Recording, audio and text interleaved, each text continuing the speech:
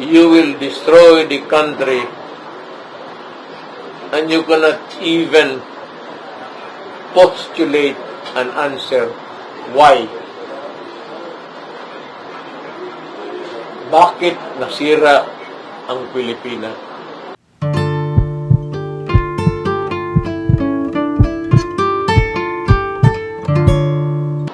Alam mo man sa reality, bigyan ko lang kayo sa reality.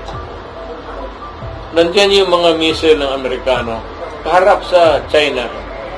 Dineploy nila yan eh. Nandyan yung mga aeroplano nila.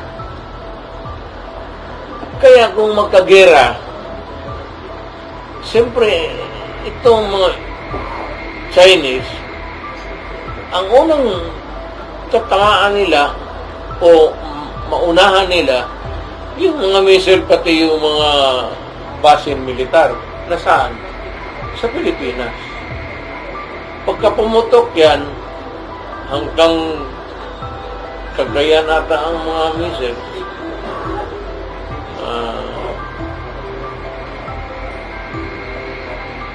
Sabi ko sa Amerikano, ang litit, lagyan ninyo ng mga 4-5 para may missile sila sarili nila. Pero Amerikano may-ari. Ang konsuelo ninyo, balikan kayo ng missile ng China.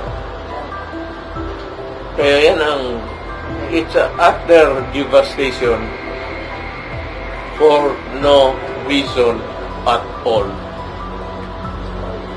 You will destroy the country and you cannot even postulate an answer. Why? Bakit nasira ang Pilipinas? Hindi ka nga makasagot na eh. Kasi matagal na dito sila. So much debate, so much harsh words, so much talk.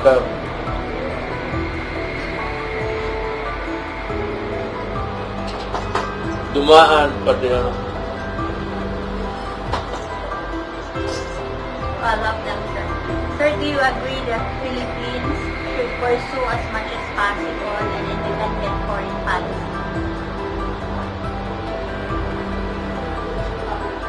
Mahirapan tayo. But it has to be, ayaw ko ka rin kasi, kasi I do not want to be magipagdramahan dyan sa comparison. Pero sa panahon ko, talagang hindi ko yung mga edka na marami na, yung pumayag. Hindi na lang pumayag. Ni walang Amerikano na pumunta sa Malacanang. I said not even the ambassador. Cannot remember.